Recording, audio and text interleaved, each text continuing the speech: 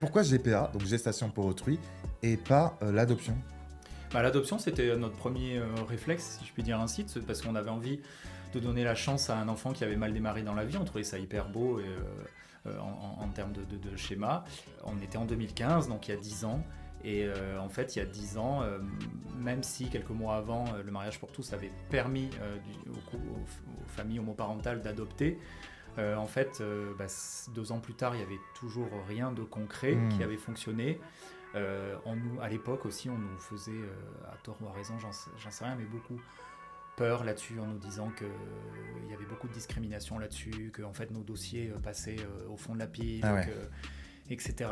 Et on s'est dit, en fait, ça nous a découragés. C'est hyper triste, mais ça nous a découragés à l'époque. Qu'est-ce qui a fait que vous vous êtes de nouveau recouragé? Je parle très mal le français.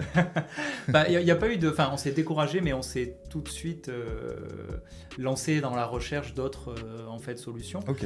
Et pour te dire, à l'époque, donc en 2015, je n'avais aucune idée de ce que pouvait être la GPA. Je me rappelle même plus si je savais vraiment que c'était possible, que ça existait. Mais c'est en se renseignant sur les différentes aussi formes de parentalité, d'accéder à la parentalité, qu'on a petit à petit entendu parler de GPA.